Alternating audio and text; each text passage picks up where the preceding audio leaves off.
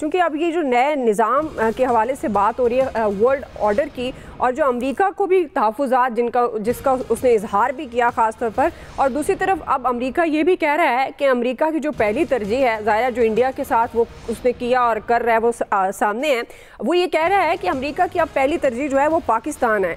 तो अब ये जो नया वर्ल्ड ऑर्डर है आमिर साहब, क्या इसको अमेरिका डाइजेस्ट कर पाएगा, और ख़ास तौर पर पाकिस्तान के लिए कितना बड़ा चैलेंज हो सकता है या है? देखें, वो हज़म कर पाएगा नहीं कर पाएगा, हमें तो सबसे पहले अपनी बात है कि अल्लाह का शुक्र है कि इस वक्त तक जो पाकिस्तान का किरदार है वो दोनों तरफ से ठीक जा रहा है, यानी बीजिंग और वाशिंगटन दोनों को साथ हम लेके चल रहे हैं। और अमेरिकी सदर ट्रंप ने भी जो सोशल मीडिया पे आके बात की उसमें भी हमारा ध्यान रखा है, मैं तो यही कहूँगा, वरना यहाँ पे तो सारा कुछ गड़बड़ हो सकता है कि वो उनकी जो चाइना से जंग है, देखें उन्होंने बहुत धमकियां भी लगाई, फिर चाइना ने जवाब में लगाई, और तजारती टैरिफ जो था जितना भी लगाना था उन्होंने भी मुकाबले में दिया, और प्रेसिडेंट ट्रंप को वापस होना पड़ा कि इस तरह मुकाबला हो नहीं सकता। ये भी उन्होंने एक मैसेज दिया, तो चाइना के सदर ने भी दे दिया कि हम बदमाशों से नहीं डरते, और अमन चाहिए है या जंग चाहिए है, जीत चाहिए ये हार चाहिए, तो बिल्कुल दू बदू हैं सामने कि चाइना तो बिल्कुल खड़ा है। अब चाइना ने पहले ज़ाहिर है रीजनल उसमें एक अपना बैंक बनाया, वो एससीओ के बैंक की बात कर रहा है, वो करेंसी की बात हो रही है ब्रिक्स में, जहाँ पे रशिया है वहाँ हमें तो एंटर नहीं होने दिया इंडिया ने उस वक्त, और ब्रिक्स की वजह से ही वहाँ पे शमूलियत है, और तेल की वजह से इंडिया के ऊपर हैवी टैरिफ भी लगे हैं कि आप लोग मुकाबला करने जा रहे हैं। ये बड़ी ताकतों की जंग है और उसमें हमारे जैसों को तो पिसना नहीं चाहिए। और बड़ा शुक्र है अल्लाह का कि एक तो जो हमने इंडिया से जंग जीती उसने हमें बड़ा सहारा दिया कि जाहिर है कि जो हार जाए तो उसको तो कोई नहीं पूछता। अब इंडिया की हालत ही देख लें कि कितने अच्छे ताल्लुकात के बावजूद जब उसने मार खाई है तो उसके पल्ले कुछ नहीं रहा।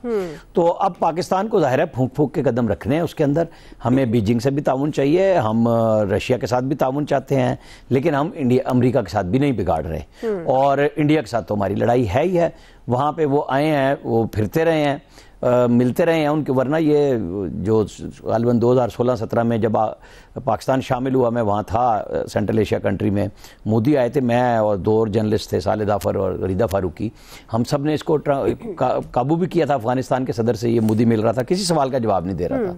उसके बाद ये नहीं आए, ये अब आए हैं। अब इसलिए आए कि इनका ख्याल था कि मैं अमेरिका को मरूब करूँगा कि देखें मेरे पास ये चॉइस है। तो वो चॉइस के ऊपर हमारे लिए तो बेहतरी है ना कि वो करें मुकाबला, इंडिया जितनी कर सकता है। और हमारा अच्छा चल रहा है काम। हमें इसी पॉलिसी के तहत अपने तमाम दोस्तों को साथ लेके चलते हुए दरमियानी रास्ते में ही रहना है। हमें ना कोई भड़क मारनी है, हमें अपना इक्तिसादी तौर पे भी देखना है कि हम कहाँ खड़े हैं। हम जंगी लिहाज से जहाँ खड़े हैं वो हमने दुनिया को दिखाया है कि अल्लाह ना करे कि कोई ऐसा मामला हो तो लोगों को पता चल गया कि हम जवाब देने की सलाहियत रखते हैं। अब बस इक्तिसादी तौर पर हमें अपने लिए राय बनानी है, असल बात यही है। जी अयाज साहब। दो, चीन ने अपनी ताकत का मुजाहरा कर दिया। चीन ने बता दिया, अपने मसल्स दिखा दिए कि ये हम हैं, अब कोई गलत फहमी में ना रहे। 1949 के बाद ये पहला मौका है कि रूस, ज़ाहिर है उस वक्त सोवियत यूनियन था, चीन और शुमाली कोरिया के सदूर हमें एक साथ एक स्टेज पे नज़र आए हैं। ये उस वक्त नज़र आए थे। तो उस वक्त ज़ाहिर है सोवियत यूनियन था सब कुछ, चीन और शुमाली कोरिया बहुत गरीब ममालिक थे, बहुत पीछे थे। आज चीन सबसे बड़ी माइट है, रूस ठीक है, और शुमाली कोरिया को ज़ाहिर है चीन की मदद की भी ज़रूरत है। ये एक इंटरनेशनल सिनेरियो जो बन रहा है। और चीन ने ये भी ऐलान कर रखा है कि 2035 में हम ताइवान वापस ले लेंगे। और वो आपको पता है ना, वो झूठे वादे नहीं करते चीन वाले। वो जब कहते हैं तो वो ज़ाहिर है वो प्लान कर रहे होते हैं। इसलिए ये बड़ी तशवीश की लहर दौड़ी भी है इस वक्त वेस्ट में भी, अमेरिका में भी। वो डोनाल्ड ट्रंप ने तो फ़ौरन ट्वीट कर दिया ना, जैसे ये वो देखे मनाजर, और वो ट्वीट कर दिया कि जी साजिश हो रही है हमारे खिलाफ। तो जाहिर है वो अब आपने पूरी दुनिया के खिलाफ साजिशें कर ली डोनाल्ड ट्रंप साहब, अब आपके खिलाफ तो होंगी, अब आपको बर्दाश्त करना पड़ेगा। क्योंकि ये तो तयशुदा बात है कि हर उरूज को ज़वाल है, और वो ज़ाहिर है कोई नई ताकत उभरती है, उसने फिर वो इंटरनेशनल लेवल पे वो वैक्यूम फिल करना होता है। क्योंकि नंबर 1 पोजीशन आपको पता ना हमेशा खाली होती है, उसके लिए वो दौड़ लगी रहती है। लेकिन मुझे जो सबसे ज़्यादा पसंद आ रहे हैं ना आजकल आलमी रहनुमाओं में वो नरेंद्र मोदी हैं। वो क्यों? अल्लाह के फजल से ऐसा बेड़ा गर्क किया इंडिया का।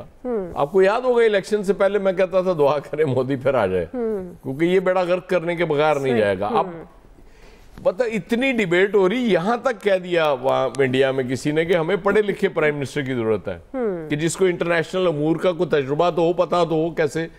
आपने एक ऐसी जबरदस्त बैलेंस लेके चलता रहा इंडिया हमेशा कि हम बैरी बेड़े का इंतजार करते रहे, कतर में नहीं आया। हमने F-16 ले लिए, लेकिन इस शर्त के साथ कि आप इंडिया के खिलाफ इस्तेमाल नहीं करेंगे। मतलब मुझे नहीं समझ आती कि फिर हमने क्यों ले लिए। उसने बिल्कुल अपने खुद को उठाया और अमेरिका की गोद में जा बैठा नरेंद्र मोदी, और अब वो भुगतना शुरू हुआ है।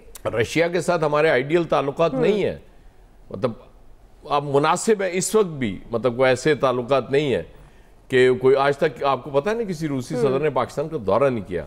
लेकिन इस तेजी के साथ इजाफा और स्पेशली पहलगाम के वाक़े के बाद जो चेंज आई है रशिया में, रशिया उससे पहले इंडिया के साथ खड़ा होता था हर जगह जाके, आज वो इंडिया के साथ खड़ा नजर नहीं आता।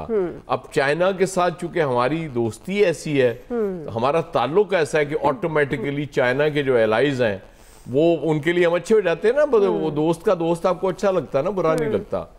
तो इसलिए हमारे लिए ये बेहतरीन टाइम है, पाकिस्तान के लिए माशाल्लाह बहुत अच्छे जा रहे हैं। हमें सिर्फ एक काम करना है कि हमें ये बैलेंस रखना है। हमें किसी स्टेज पे भी ऐसे नहीं होना कि हम बहुत ज्यादा अमेरिका के क्लोज हो जाएं, रशिया और चाइना के क्लोज हो जाएं, तो मुझे लगता है फर्क नहीं पड़ेगा इतना।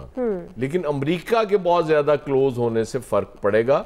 इसलिए अभी तक तो बड़ा अल्हम्दुलिल्लाह बड़ा अच्छी पॉलिसी जा रही है हमारी, और पूरी दुनिया के लिए काबिल कबूल है। पाकिस्तान की अहमियत भी अमेरिका के लिए इतनी बढ़ गई है। चीन के साथ तो हमारा ताल्लुक ही, वो सब कुछ हो सकता है उनका दुनिया के साथ, दूसरे ममालिक के साथ, लेकिन आयरन क्लैड सिर्फ पाकिस्तान के साथ, आयरन फ्रेंड वो पाकिस्तान के सिर्फ, वो और किसी के नहीं है। और वो किसी के लिए ये टर्म इस्तेमाल भी नहीं करते। तो इससे बड़ा क्रेडिट नहीं हो सकता पाकिस्तान के लिए। तो हमें दुआ करनी चाहिए कि हमारे पॉलिसी मेकर्स को अल्लाह सीधे रास्ते पर रखे, तो फिर इंशाल्लाह पाकिस्तान के लिए इंटरनेशनल लेवल पर बड़े अच्छे हालात। ठीक जी, आमिर साहब कुछ कहना चाह रहे हैं?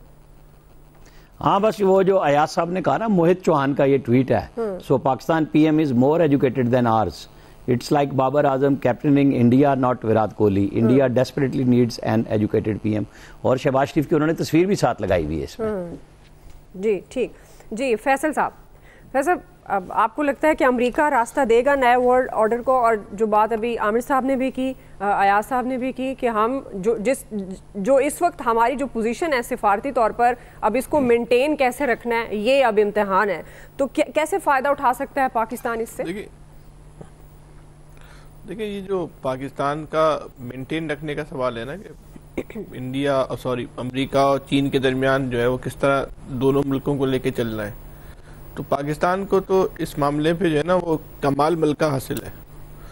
तो कम से कम पाकिस्तान की बहुत सारे मामलात में खारजा पॉलिसी कमज़ोर होगी, लेकिन इन दोनों को मुल्कों को कैसे लेके चलना है, ये काम पाकिस्तान जो है ना कई अशरों से जो है ना बहुत तरीके ऐसा जो है ना वो कर रहा है, और आइंदा भी करता रहेगा। उसके बहुत सारे पहलू भी हैं, बहुत सारे असबाब हैं। पाकिस्तान की जो है जोग्राफियाई अहमियत है, फिर हालात इस तरह के इतराफ़ में ऐसे हो जाते हैं कि अमेरिका की भी पाकिस्तान जो है वो मजबूरी बन जाता है। तो उसके बहुत सारे पहलू हैं। तो इस हवाले से पाकिस्तान की जो है ना का उम्र काफ़ी जो है ना वो स्ट्रॉन्ग है। तो ये शायद गालिब तरीन इम्कान ये कि इस हवाले से पाकिस्तान को मुस्तकबिल में भी कोई है ना प्रॉब्लम नहीं होगी, वो लेके चलता रहेगा दोनों को।